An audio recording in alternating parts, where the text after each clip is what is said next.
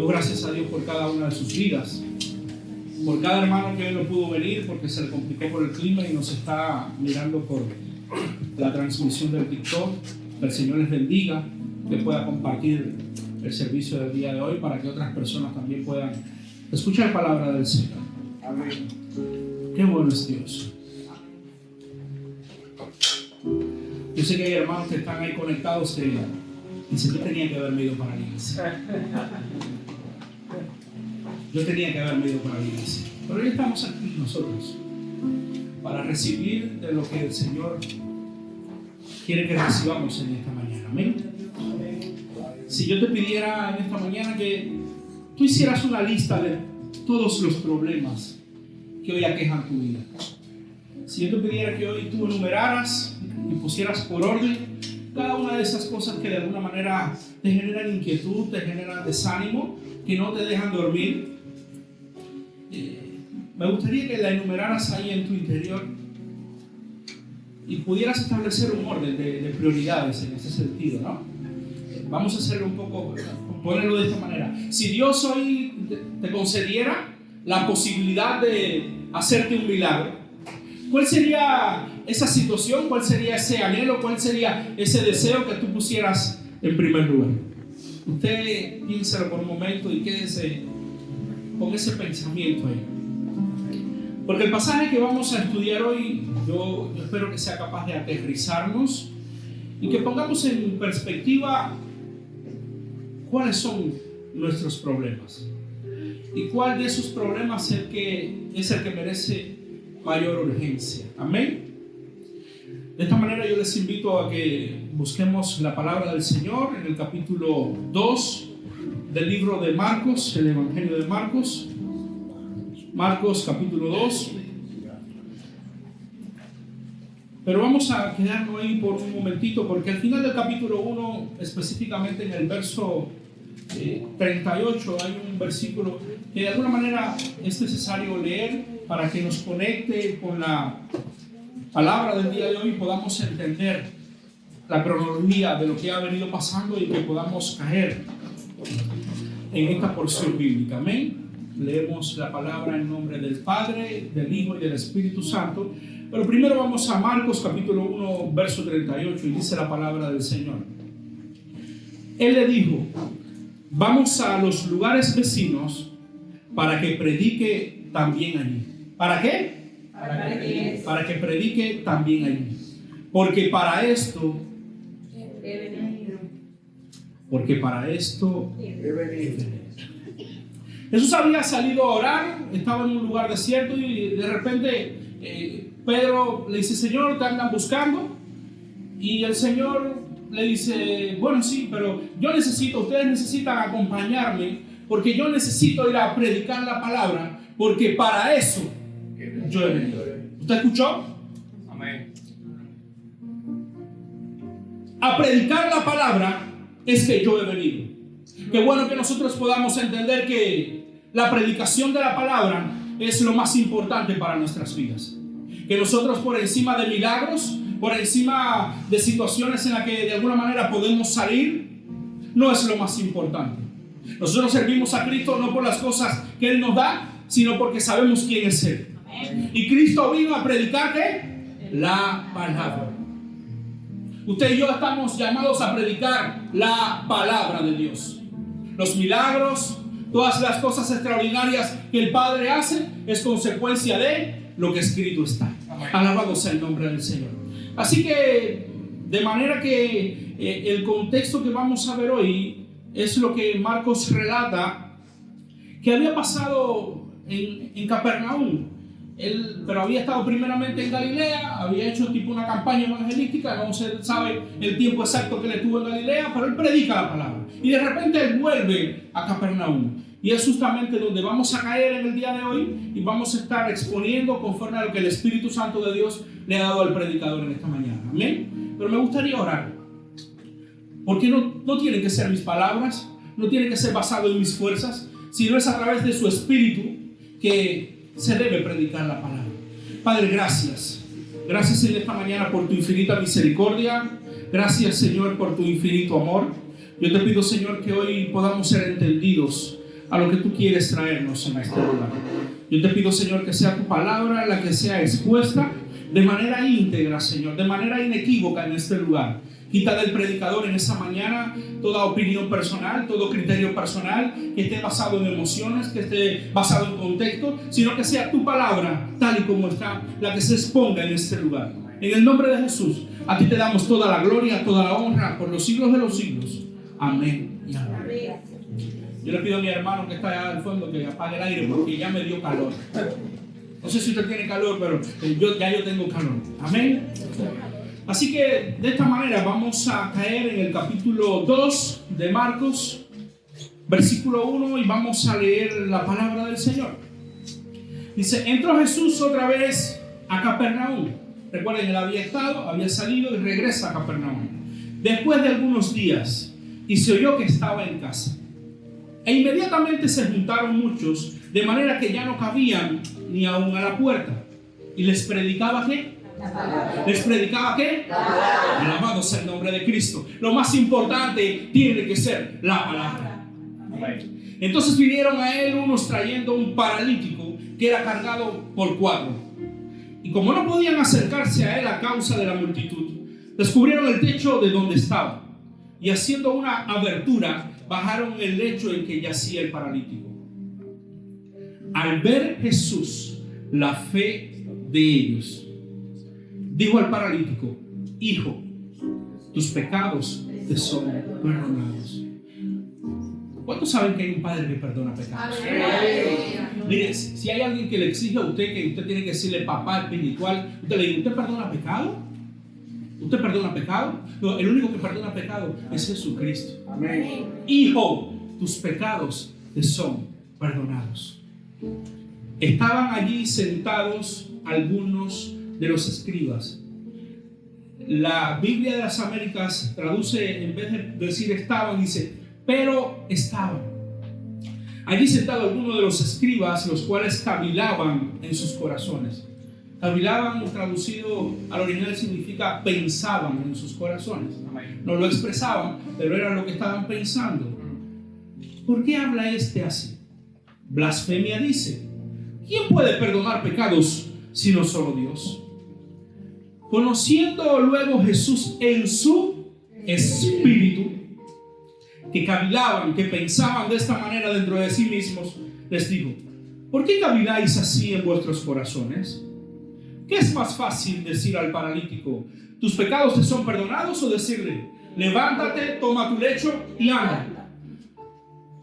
Pues para que sepáis que el Hijo del Hombre tiene potestad en la tierra para perdonar pecados, dijo al paralítico: a ti te digo, levántate, toma tu lecho y vete a tu casa.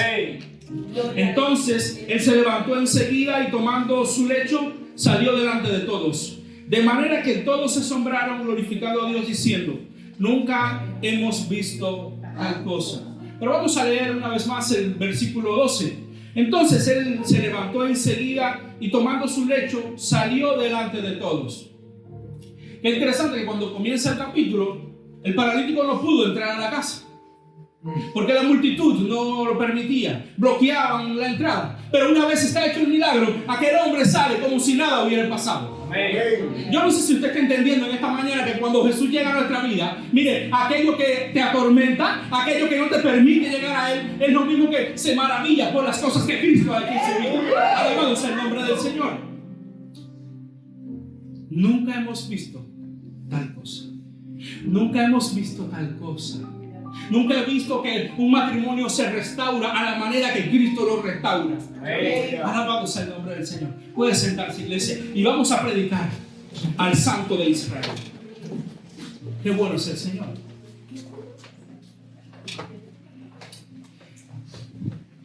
Jesús estaba frente a un grupo de personas y está a punto de hacer algo que llamaría poderosamente la atención de todos. Él estaba enseñando en una casa de Capernaum, pero yo no sé si ustedes recuerdan el primer milagro que él hace en Capernaum, en la sinagoga de dicha ciudad, cuando él expulsa a un demonio, pero es interrumpido en medio de su predicación. Así que de alguna manera, siempre que nosotros vayamos a predicar la palabra, siempre que nosotros vayamos a exponer la palabra, no tiene que ser aquí en la iglesia, usted puede ser interrumpido. Y dice la palabra que Jesús es interrumpido en la sinagoga, pero ahora es interrumpido mientras él predica la palabra por un grupo de hombres que intenta llegar a él. Lo más hermoso es que Jesús hace lo que tenga que hacer. Yo no sé si usted recuerda la predicación de Eutico. Él hace el milagro, él para y hace lo que tenga que hacer con el apóstol Pablo, pero después sigue ¿qué? Predicando la palabra. Y vemos en la palabra que Jesús está enseñando. Jesús está predicando. ¿Qué se supone que nosotros tenemos que hacer cuando venimos a la casa del Señor? Predicar la palabra. ¿Qué se supone cuando nosotros estamos frente a las multitudes? Predicar la palabra. Lo que pasa es que hoy el Señor nos permite estar frente a multitudes y hacemos cualquier cosa menos predicar la palabra. Hoy queremos dar charlas motivacionales, hoy queremos dar testimonios personales y la palabra del Señor queda en un segundo plano. Usted y yo estamos llamados a predicar la palabra. Alabado sea el nombre de Cristo. Así que el texto nos dice que Jesús estaba en casa, por lo que da la impresión de que él estaba en una casa muy conocida, en una casa muy familiar. Los eruditos en las escrituras comentan que probablemente puede haber sido en la casa de Pedro. Lo que sí nos queda muy claro es que no era su casa. Es interesante porque la palabra en Mateo dice que hay un escriba que dice: maestro, yo te quiero seguir a donde quiera que tú vayas. Y el maestro le dice: las zorrillas tienen guarida, las aves tienen su nido, pero el Hijo de Dios no tiene ni siquiera donde reclinar la cabeza. ¿Usted está entendiendo la palabra? Así que de alguna manera podemos presumir que esta no era la casa del Señor, porque él ni casa tenía. Pero en medio de la enseñanza, en medio de esa predicación que Jesús está dando, es interrumpido. La gente se ha enterado que él está nuevamente en Capernaum. Él hace el milagro del leproso y dice: por favor, haz silencio. Pero el leproso, por la emoción, por la alegría, dice: yo tengo que contar esto. Jesús le dice: cállate. Pero mira la diferencia. Jesús es humilde. No quiere que se haga vanagloria de lo que él ha hecho. ¿Cuánta diferencia a hombres del día de hoy que hacen un milagro y se atribuyen su gloria a ellos? Y enseguida se tiran una foto en redes sociales para publicar lo que por gracia se ha hecho. Amén. Y Jesús le dice a aquel hombre: mira, no digas nada. Y aquel hombre, por la alegría, él sale y cuenta todas las cosas que habían pasado. Así que cuando aquella gente comienza a escuchar, rápidamente vuelve a Capernaum. Y dice la palabra que había tanta gente que la casa no cabía, que la puerta estaba de alguna manera limitada, porque había mucha gente. Y si hay algo típico en el Evangelio de Marcos, es que Jesús siempre está rodeado de la multitud. Jesús siempre está rodeado de personas. Pero Marcos a esa multitud, él de manera constante, de manera reiterativa, él la caracteriza como no confiables, con falta de compromiso. Pero sin embargo, esas multitudes que no tienen compromiso, que son poco confiables, Julita, bendigo tu vida. Amén. Bendigo tu vida. Bendigo tu vida. A la que Jesús le dice: no se vayan. Yo le voy a predicar la palabra. Porque justamente es en medio de esas multitudes poco confiables, poco comprometidas, donde él acostumbra a hacer milagros. Pero llama poderosamente la atención en la manera en que Jesús se comporta con las multitudes. Porque es justamente en esas multitudes donde hay situaciones particulares, donde hay vidas particulares. Así que de la misma manera en que Jesús sabía lo que tenía que hacer en las multitudes, nosotros hoy tenemos que ser sensibles a las multitudes. Nosotros no podemos pretender que la gente que no conoce a Cristo se comporte como si conociera a Cristo. ¿Usted escuchó? Paciencia. Porque mira lo que dice la palabra en Marcos capítulo 2, el verso 2. E inmediatamente se juntaron muchos, de manera que ya no cabían ni aún en la puerta, y les predicaba la palabra. Jesús tenía muy claro que las multitudes no eran confiables. Jesús tenía muy claro que las multitudes no eran comprometidas. Pero él sabía que él tenía que predicar la palabra. Porque la única manera en que una persona puede cambiar, la única manera en que una persona puede dar frutos, es cuando esa persona se convierte a Cristo. Cuando una persona da su paso de fe. Cuando una persona es capaz de entender a Cristo y vivir conforme a su divina voluntad. Y para eso usted y yo tenemos que predicar la palabra. Aleluya. El Evangelio de Marcos es interesante porque no te da esos detalles teológicamente profundos que quizás no te da Juan en su carta. Juan, maravilloso el Evangelio de Juan. Pero Marcos sí es muy insistente, es muy puntual, es muy incisivo en la importancia de la predicación de la palabra. Por eso nosotros tenemos que, cuando estudiamos la Biblia, ver el contexto, ver la forma en que se exponen cada uno de los textos de la Escritura, para saber el porqué de cada uno de ellos. Amén. Pero esta mañana sería interesante que nosotros nos pongamos en contexto de lo que está pasando en aquel lugar. Y a medida que vamos caminando en la predicación, a medida que vamos desglosando el texto, usted se ponga en los zapatos de cada uno de los personajes que ahorita vamos a desglosar en esta mañana, para ver si usted se siente identificado con ellos.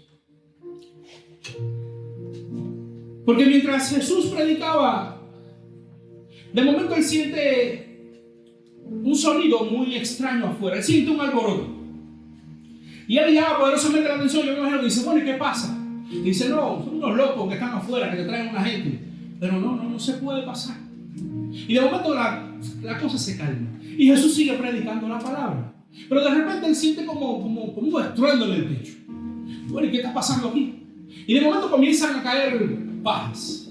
Comienzan a caer arcillas. Porque en ese tiempo las casas eran bajitas y los techos eran de arcilla, eran de paja. Dicen que se comunicaban entre sí. Que probablemente hubiera una escalera por la cual subieron estos hombres. Y Jesús, mientras está predicando, comienza a ver una apertura en aquel techo. Y piensa por un momento, nosotros estamos aquí predicando y de momento comenzamos a sentir un ruido y abre. Pero, ¿qué excéntricos son esta gente? Pero no podían hacerlo de otra manera. ¿Pero quién les dijo a ellos que ellos podían abrir un hueco en una propiedad privada? Y saben que es interesante que Jesús, a él no le sorprendió nada de esto. ¿Tú sabes lo que le sorprende a Jesús? La fe de ellos. Amén. Al ver Jesús, la fe de ellos. Y es interesante porque Jesús no condena a estos 4 hombres y al paralítico. ¿Cuántos de nosotros, en la medida de nuestra fe, hubiera podido decir, mira, si no por tierra, es por aire, pero el único que puede salvar, el único que puede darle solución a este problema se llama Jesús de Nazaret? Amén. Así que mi fe está puesta en él, por cuanto yo voy a hacer lo que tenga que hacer para yo llegar. Yo no sé si usted quizás tenga esa fe o en ese momento haya tenido esa fe, pero Jesús no se molesta. Cuando vamos a la Escritura, Él no se molesta por la falta de sensibilidad de la gente de que no dejó pasar al paralítico. ¿Cuántas veces estamos en una puerta de un hospital y vemos que una gente llega y la gente no se inmuta en saber que es un niño, es un anciano? ¿Cuántas veces vamos en el ómnibus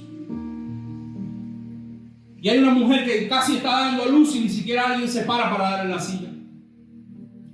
Pero a Jesús nada de esto le molestó. Jesús no se molesta por la falta de sensibilidad de esos 4 hombres por de alguna manera en una propiedad privada hacer algo que no tenían que hacer. Él no se inmuta. Jesús no pensó por ningún momento de que el dueño de la casa le iba a decir, mira maestro, yo te presto mi casa para que tú prediques la palabra y esto que está pasando aquí. ¿Qué te pasa? O sea, ¿cómo tú vas a permitir esto? No. Tú sabes lo que pasa, que Jesús sabía que en la casa donde él estaba, él era el dueño de esa casa. ¿Sabes lo que pasa? Que cuando un hombre y una mujer de Dios le dicen a Jesús, entra en mi casa y haz lo que quieras, no importa que, mira, que el Padre revuelque toda la casa. Y Jesús lo sabía. El hueco era algo de menos. Qué bueno que hay hombres y mujeres de Dios en este lugar.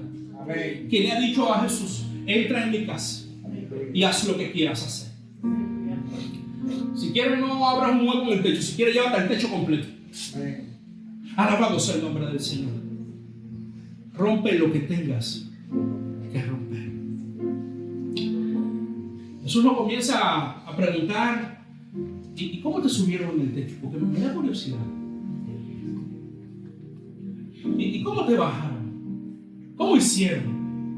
Él no está impresionado por la habilidad de estos 4 hombres de poder subir a un hombre y bajarlo y que quedara exactamente a los pies de Jesús. A Jesús le impresiona algo que tiene que ver con el interior del corazón, y es la fe de estos 4 hombres.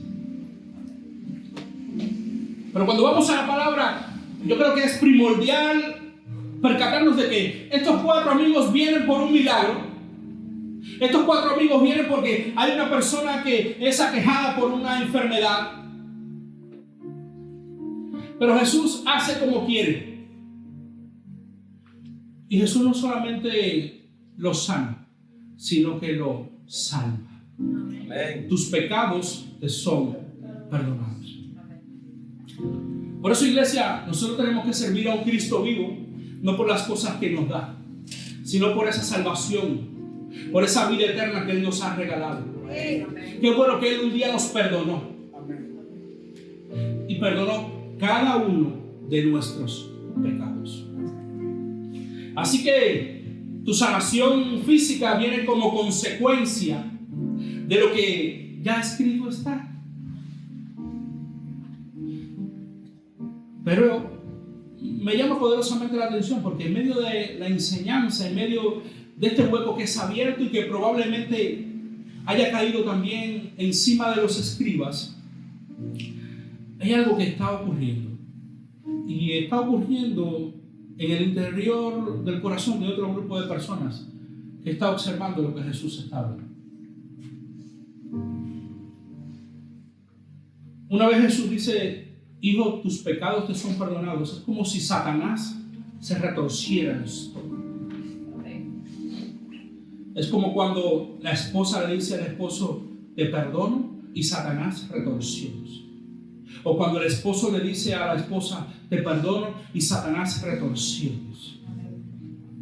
Una vez Jesús dice, tus pecados te son perdonados. Mira lo que Marcos relata, y vamos a leer la Biblia de las Américas. Dice, pero estaban allí sentados algunos de los escribas, los cuales pensaban en sus corazones, ¿por qué habla este así? Está blasfemando. ¿Quién puede perdonar pecados? Sino solo Dios. Nota cómo Marcos introduce la presencia de los escribas como un pero. Y es que, literalmente, los escribas eran un pero. La actitud de los escribas era algo completamente conocido. Ellos no estaban allí para aplaudir lo que el Señor estaba hablando. Ellos no estaban allí para de alguna manera estar de acuerdo. Ellos estaban allí para cuestionar lo que se estaba predicando. Y sabían tanta Biblia, pero estaban tan desconectados que el mismo Dios estaba haciendo milagros y ellos no se habían dado cuenta. Pero es interesante porque de manera isofata Jesús le dice,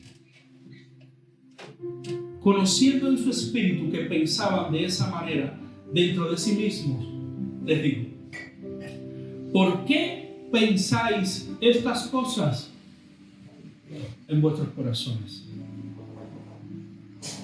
Y yo creo que cuando nosotros leemos esta porción de la Escritura, sin lugar a dudas, nosotros podemos darnos cuenta de la omnisciencia del Señor al conocer la murmuración que hay en el corazón de estos escribas. ¿Tú te imaginas por un momento que Jesús escucha con el mismo volumen lo que nuestros labios expresan que lo que nuestro corazón murmura? ¿Usted se había detenido a pensar en eso? Que aquello que tú estás pensando en este momento, aquello que tú estás meditando en este momento, el Señor lo conoce. Porque ese es uno de sus atributos. Jesús estaba predicando la palabra, Jesús estaba enseñando. Y mientras Él estaba haciendo todo esto, mientras Él estaba perdonando pecados, había un mensaje paralelo que estaba ocurriendo en el corazón de estos escribas. Y hay algo que yo he aprendido en los escasos años que llevo en el ministerio. Y es que una vez tú predicas un mensaje, hay otro mensaje paralelo a lo que tú estás predicando. Hay algo que está ocurriendo en el interior de cada uno de los escuchas. Está, por un momento, pero ¿quién le dijo al pastor que yo no pude ir al concierto de Shakira? ¿Y quién le dijo al pastor tal cosa? En su interior. No, gracia y solo gracia. Salvo siempre salvo. Qué buena palabra, pastor. Y en el interior del corazón estamos leyendo la escritura, estamos escuchando lo que se predica. No, pero el pastor se está desviando. ¿Dónde dice la palabra eso que está predicando el pastor? Y comenzamos a establecer un cuestionamiento en nuestro interior sobre lo que se está predicando. Y ni siquiera hemos abierto la Biblia, iglesia. Porque lamentablemente hay un mensaje paralelo que es completamente inefectivo al mensaje audible y que de alguna manera provoca una desactivación sobre una verdad bíblica que se está exponiendo. Y pasa. Como predicaba el otro día, si al apóstol Pablo se le durmieron, ¿quién soy yo para que la gente no se duerma? ¿Quién soy yo para que usted de alguna manera no piense, no medite en su corazón? Pero yo creo que sería bueno meditar, porque a la casa del Señor venimos a adorarlo a Él. Amén. Venimos a exaltarlo a Él. Amén. Usted tiene toda la posibilidad, tiene toda la oportunidad, y es algo que de manera reiterativa yo le pido a la congregación, que vayamos a la Biblia. Pero constantemente en nuestros corazones pasan cosas. Quizás en este lugar, en este mismo instante, hay alguien que esté en este lugar físicamente, pero no espiritualmente.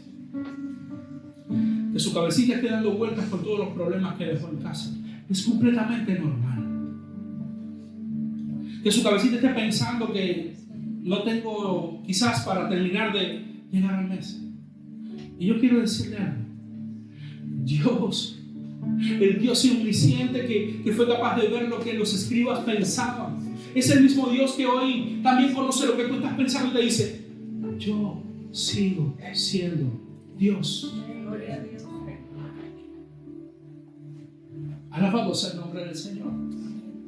Porque mientras nosotros nos enfocamos en pensar, en llenar nuestra vida de problemas que incluso muchas veces los sobredimensionamos, el Señor una vez más nos está diciendo: yo escucho lo que tu mente habla, al mismo volumen de lo que tus labios expresan. Porque Jesús sigue escuchando el murmullo de tu corazón. Lo que tú de alguna manera callaste ayer, o quizás cuando llegaste acá a la iglesia, lo que tú te callaste de alguna manera hace un mes y vienes meditando y vienes pensando, yo quiero decirte que el Señor lo conoce, aunque tú no lo hayas expresado.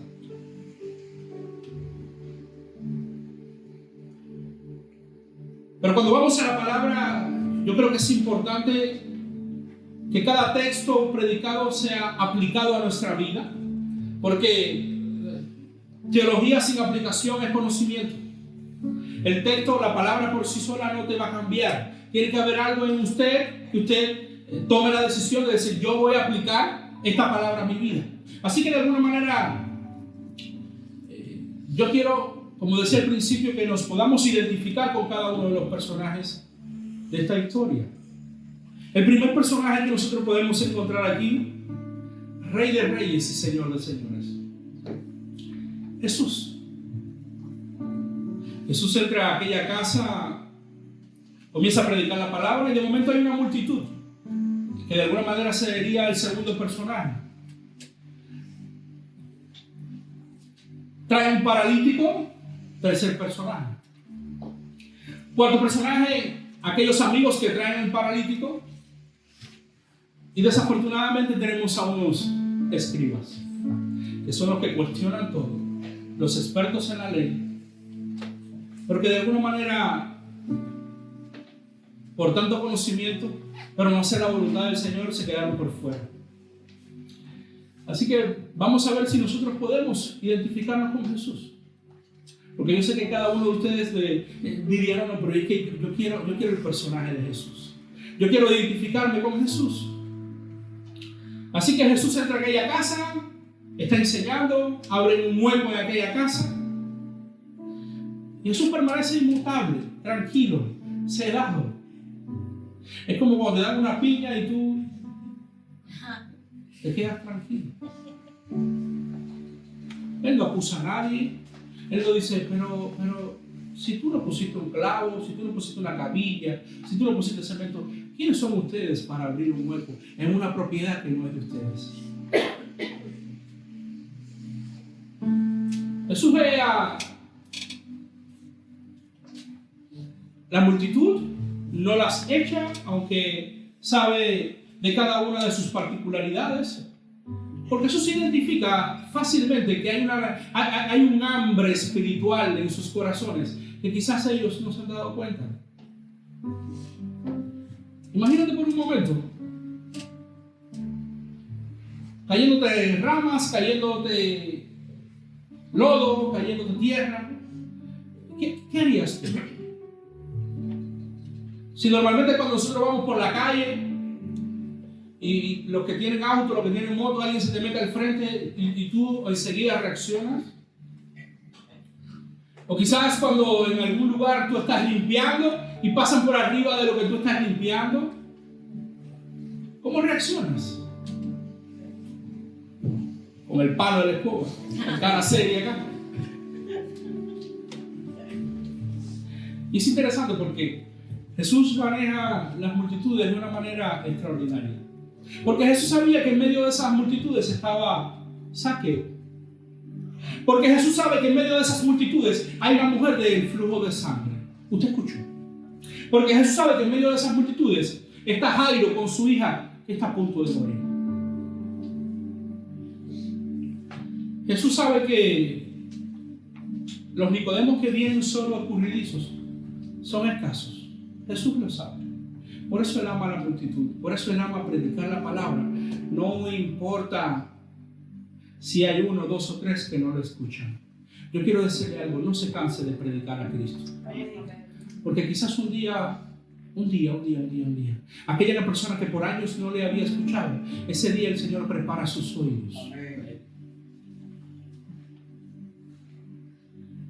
¿Te identificas con Jesús en esta mañana?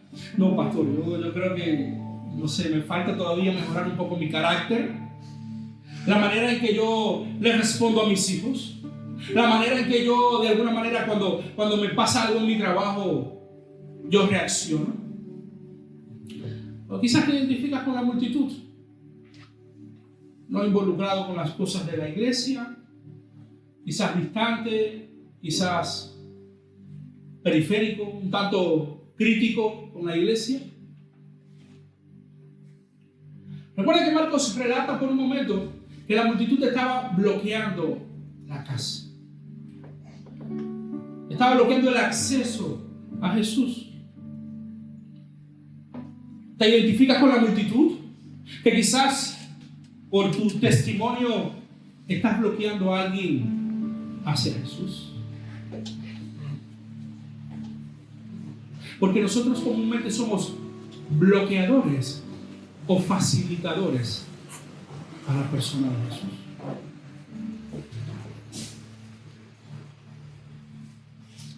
Y la pregunta es si nos identificamos con la multitud. Nosotros somos acceso o bloqueo a la persona de Jesús. O quizás me identifico con el paralítico. A pesar de que yo no tengo quizás una parálisis física, quizás yo estoy paralizado emocional o espiritualmente, de tal manera que yo no puedo caminar. Emocional o espiritualmente, quizás hoy hay una situación que no te permite avanzar, que no te permite ver mucho más allá de lo que tus ojos humanos carnales están viendo. Pero es algo precioso. Es la humildad de aquel paralítico de saber que había una condición. Porque muchas veces nosotros practicamos todo lo contrario, el orgullo. Y no reconocemos que necesitamos de alguien que nos levante. Y necesitamos de alguien que rompa el techo por nosotros.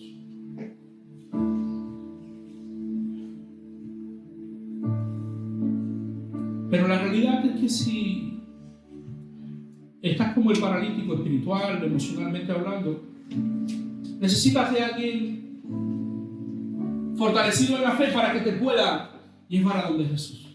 Una vez más. Que cuando quieras buscar la solución en un lugar donde no hay que buscar la solución, te diga, no. Yo conozco a alguien que no solamente te va a curar tu enfermedad, amén, sino que te va a perdonar tus pecados. Aleluya. Alguien que me va a llevar mucho más a Cristo a lo que me pueda alejar. Quizás en la condición en la que tú estás, necesitas desempolvarte y quitarte de encima personas que de alguna manera no son capaces de hacer nada por ti.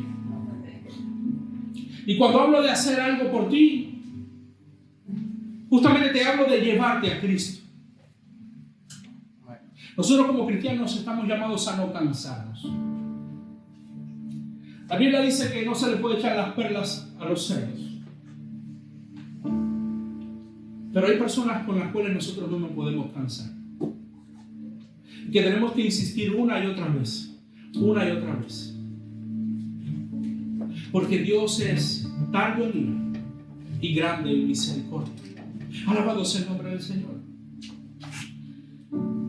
Y si hasta ahora no te has identificado ni con Jesús, ni con la multitud, ni con el paralítico, quizás te identifiques con los 4 amigos. Esta gente no iba a sacar ningún provecho en llevar a aquel paralítico delante de Jesús.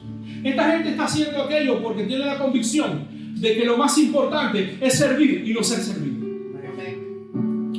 Pero escuchen, nosotros no podemos parecernos a estos 4 amigos si constantemente estamos haciendo algo por la gente y acostumbramos a sacárselo en cara. No nos podemos parecer a los 4 amigos. Gente que sirvió por convicción, gente que ayudó por convicción. O quizás como Pedro, que dice la palabra que dijo, Padre, yo vamos a dejar todo. Pero, ¿y qué ganancia tengo yo con esto? En otras palabras, sí, Jesús, yo voy a dejar todo, pero ¿y lo mío qué? ¿Dónde está mi ganancia? Y viene Jesús y le dice, mira, Pedro, el que dejare a madre, padre, tierras, hijos, hijas, por mi nombre tendrá 100 veces más. Amén. Y no solamente eso, sino que tendrá la vida eterna. Pero quizás hay un conflicto existencial en tu cabeza y tú digas, bueno, pero yo ni me parezco a Jesús. Yo ni me parezco a la multitud. Yo ni me parezco al paralítico, ni me parezco tampoco a los 4 amigos. Bueno, quedaros escritos. Y eso sí es un problema. Gente religiosa, gente que no se mide para señalar a ellos, pero no se mira su propio error. Gente experta en mirar la paja ajena, pero no mirar la viga que tienen en su ojo. Yo doy gracias al Señor porque en esta iglesia no hay nadie como los escribas. Alabado sea el Cordero.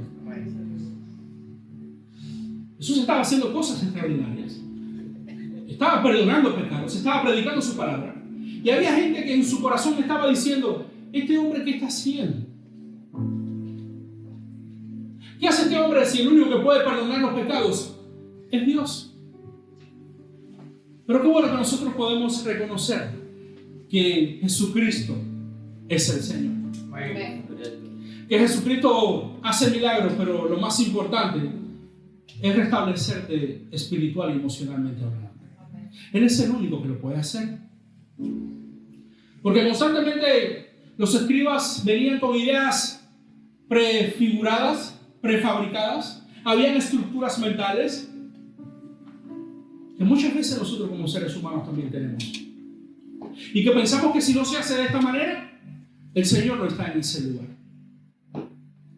Y venimos ya con cosas establecidas, con patrones adquiridos y establecidos. Y pensamos quizás que porque el hermano tiene 2 años en el Señor y yo tengo 20 años, el hermano está lejos de lo que el Padre puede hacer con su vida. Alabado sea el nombre del Señor. Pero la realidad es que Dios quiere que nosotros como sus discípulos seamos mucho más humildes.